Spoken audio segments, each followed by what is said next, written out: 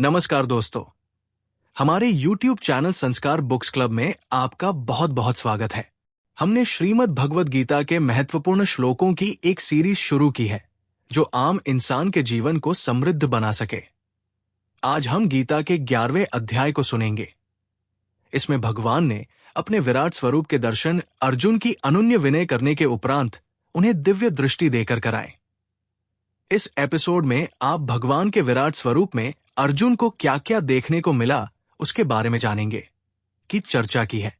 आप इस वीडियो में खो जाएं, उससे पहले आपसे विनम्र निवेदन है कि इस वीडियो को लाइक, शेयर और सब्सक्राइब अवश्य कर लें, जिससे हमारा मोटिवेशन बना रहे और हम आपके लिए ऐसे ही ज्ञानवर्धक वीडियो लेकर आते रहें। शुरू करते हैं आज का एपिसोड, तो सुने। विश्वरूप के दर्शन हेतु अर्जुन की प्रार्थना। अर्जुन बोले, आपने मुझ पर अनुग्रह कर जो परम गोपनीय अध्यात्म के वचन कहे हैं, उससे मेरा मोह नष्ट हो गया है, क्योंकि हे कमल नेत्र, मैंने आपसे भूतों की उत्पत्ति और प्रलय को विस्तार से सुना है तथा आपकी अविनाशी महिमा को भी सुना है। हे परमेश्वर, आप अपने को जैसा कहते हैं ये ठीक ऐसा ही है, परंतु हे पुरुषोत्तम, आपके ज्ञान, ऐश्वर्य, शक्ति, बल, वीर्य और तेज से युक्त ऐश्वर्य रूप को मैं प्रत्यक्ष देखना चाहता हूं।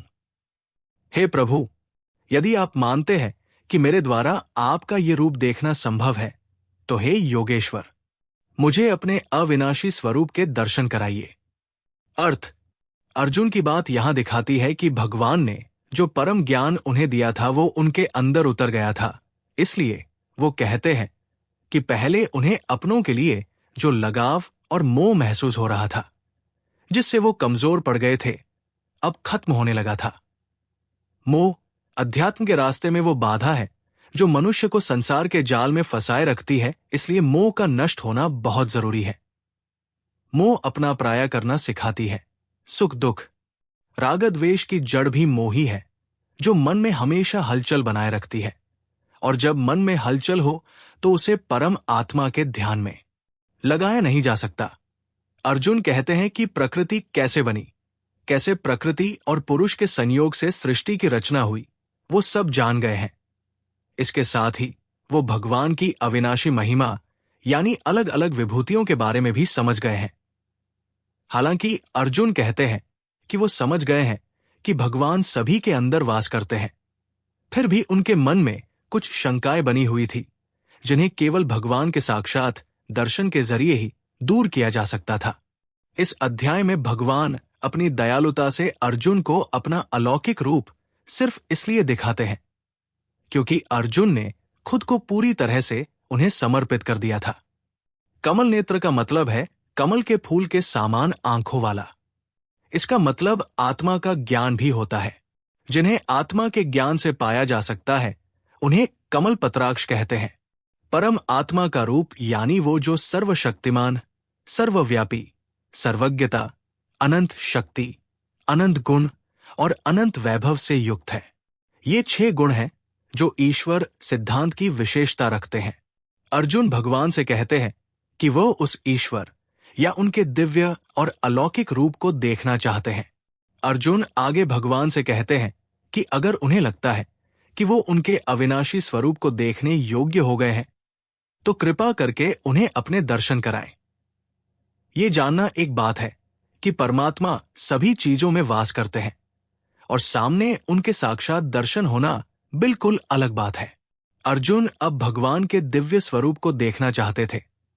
वो रूप देखना चाहते थे जो अदृश्य परमात्मा के दिखाई देने वाले अवतार के रूप में उनके सामने खड़े थे। भगवान द्वारा अपने विश्व रूप का वर्णन। श्री भगवान बोले, हे पार्थ, अब तू मेरे सैकड़ों जारों नाना प्रकार के और नाना वर्ण तथा नाना आकृति वाले अलौकिक रूपों को देख। हे भरतवंशी अर्जुन, तू मुझमें आदित्यों को अर्थात अदिति के 12 पुत्रों को, 8 वसुओं को, 11 रुद्रों को, 2 अश्विनी कुमारों को और 49 मरुदगणों को देख तथा और भी बहुत से पहले न देखे हुए आश्चर्यमय रूपों को देख। हे अर्जुन, अब इस मेरे शरीर में एक जगह स्थित चराचर सहित संपूर्ण जगत को देख तथा और भी जो कुछ देखना चाहता हो सो देख, परंतु मुझको तू इन नेत्रों द्वारा देखने में समर्थ नहीं है, इसलिए मैं तुझे दिव्य अर्थात अलौकिक चक्षु देता हूं। इससे तू मेरी ईश्वरीय योग शक्ति को देख। अर्थ: श्री कृष्ण ने अर्जुन को दिव्य दृष्टि दी ताकि वह भगवान के विश्व रूप को देखने में सक्षम हो सके। दिव्य दृष्टि देने का मतलब है कि भगवान अपने भक्तों के मन में बसे अज्ञान के अंधकार को ज्ञान के प्रकाश से नष्ट कर देते हैं। यहां श्री कृष्ण ने खुद को अलौकिक या विराट स्वरूप में नहीं बदला था, बल्कि आत्मा का जो सूक्ष्म ज्ञान है उसे समझने की बौद्धिक क्षमता यानी इंटेलेक्चुअल एबिलिटी उन्होंने अर्जुन को दे दी थी। दिव्य दृष्टि का मतलब होता है आध्यात्मिक अनुभव यानी स्पिरिचुअल एक्सपीरियंस। अब भगवान अपने विराट स्वरूप में देखे जाने वाले अलग अलग रूपों के बारे में बताना शुरू करते हैं।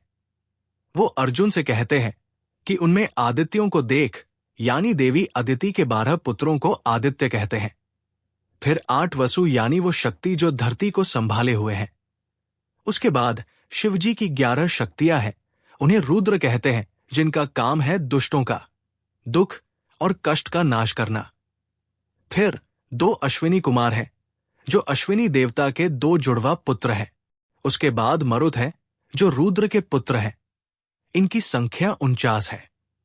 इन सभी को मिलाकर 33 बनता है, यानी 33 तरह के देवता या एनर्जी, जिसे नासमझ लोग 33 करोड़ देवी देवता कहते हैं।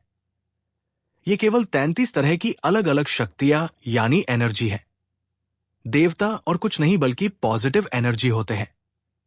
आगे भगवान कहते हैं कि ये जो जड़ और चेतन जगत है, यानी पेड़ पौधे, पशु पक्षी, पहाड़, नदी आदि, उन सबको एक साथ मुझ में स्थित देख।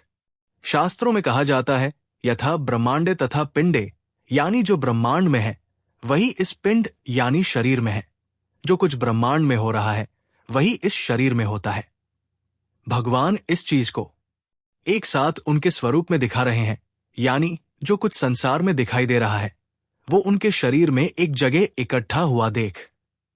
उसके बाद भगवान कहते हैं कि मनुष्यों की इंद्रियां यानी आंख, नाक आदि सीमा में बंधी होती है, क्योंकि 5 तत्वों से बनी आंखें सिर्फ 5 तत्वों से बनी हुई चीजों को देख सकती है, उसके पार नहीं जा सकती।